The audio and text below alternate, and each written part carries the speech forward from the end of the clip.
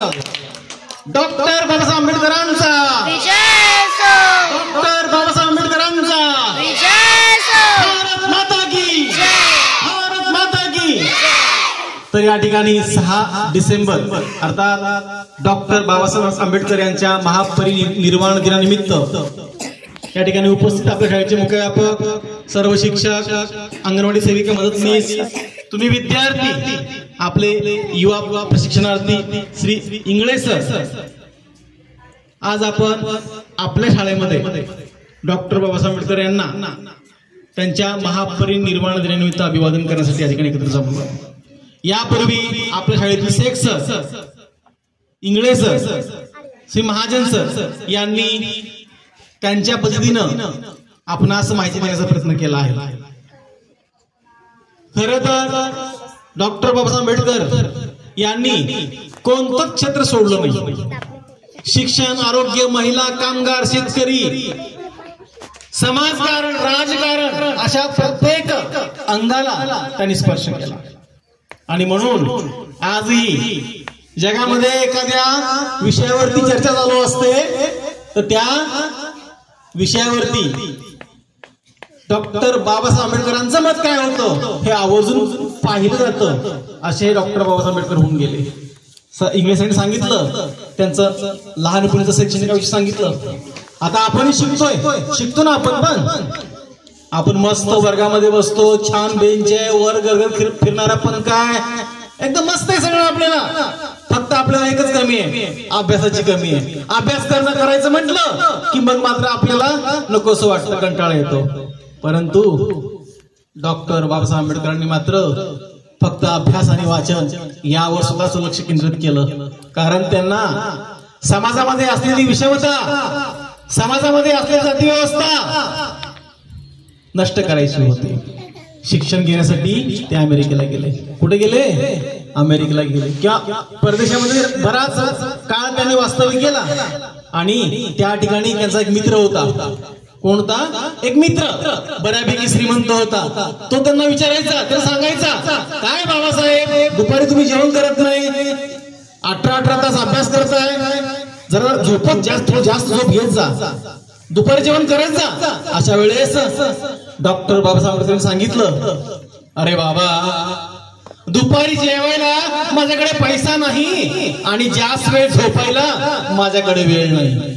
म्हणून जर मी झोपलो तर अनेक वर्ष अंधकारात अडकून राहिलेला माझा समाज असाच राहील। म्हणून मला त्यांना त्याच्यातून बाहेर काढायचं आहे। जर मी झोपलो तर त्यांचं कसं? असा विचार करणारे डॉक्टर बाबासाहेब आंबेडकर होते।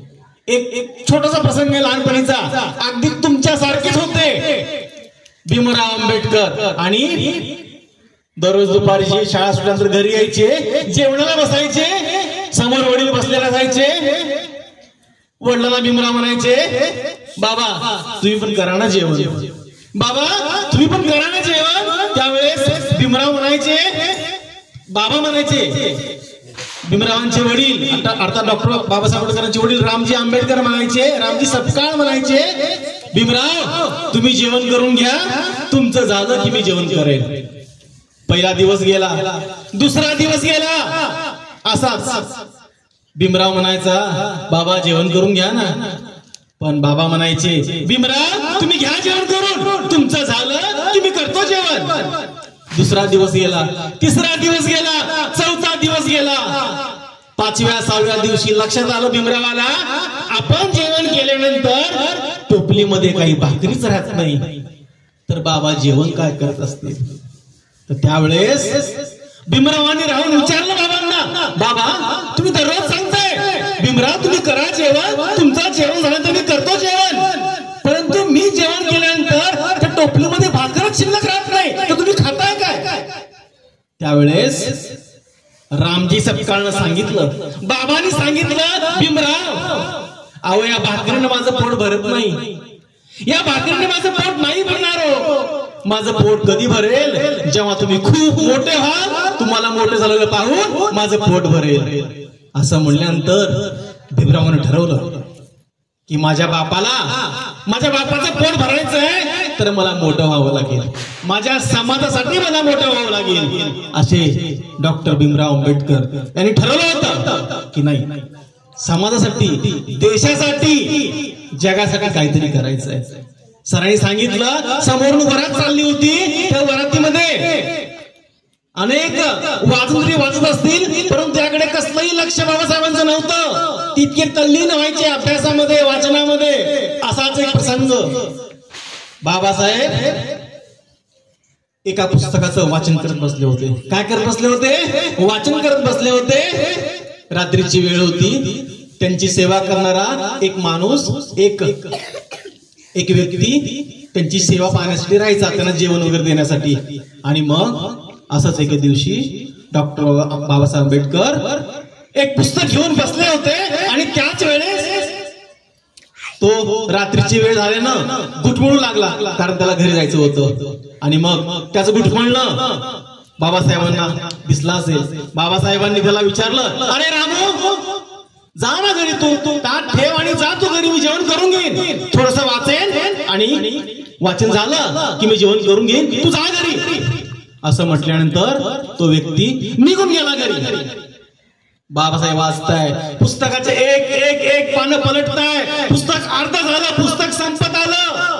सकाळ झाली, रात्रभर बाबासाहेब पुस्तक वाचताय. आमच्या सरांनी जर आम्हाला एक धडा वाचा सांगितला, आम्हाला लगेच लघवी लागते, आम्हाला लगेच पाणी प्यावं असं वाटतं, आमच्या पोटामध्ये दुखतं, आम्हाला अचानक इकडे तिकडे बघावं असं वाटतं. परंतु डॉक्टर बाबासाहेब आंबेडकर मात्र पुस्तक वाचण्यामध्ये एवढे दंग झाले, एवढे तल्लीन झाले, रात्र संपली समजलं नाही. दुसऱ्या दिवशी परत तो व्यक्ती आला, तो पाहतोय ताट तसंच आहे वाढलेलं, बाबासाहेब पुस्तक हातात घेऊन बसलेत.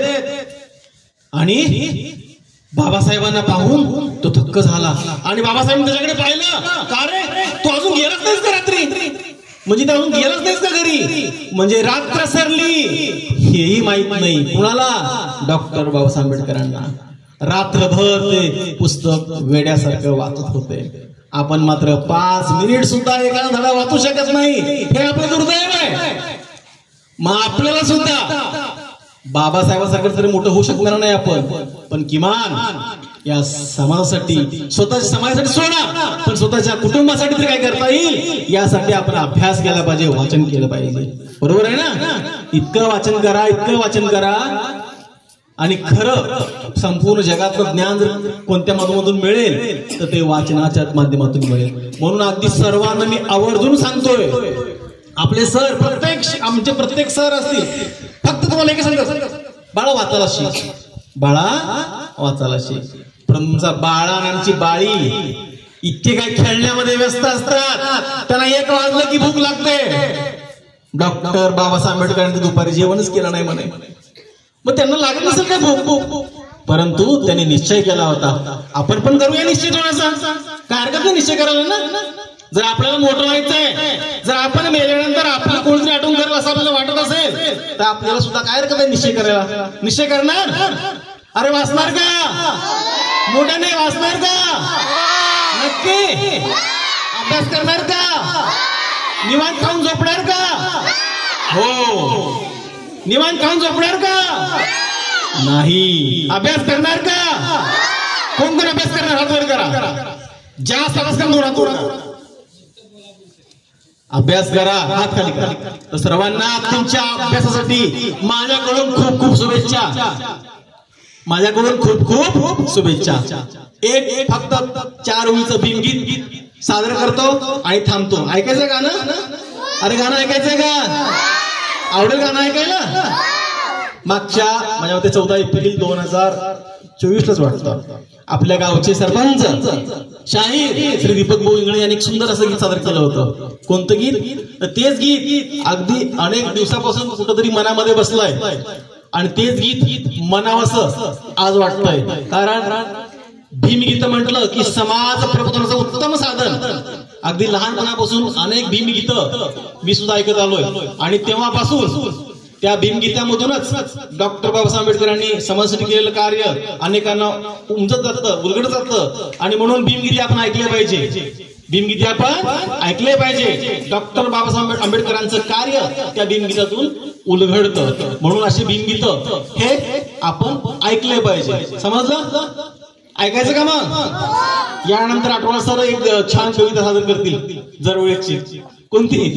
14 तळ्याचे 14 तळ्याचे पाणी. ठीक आहे. फक्त 4 ओळी बिनगीत.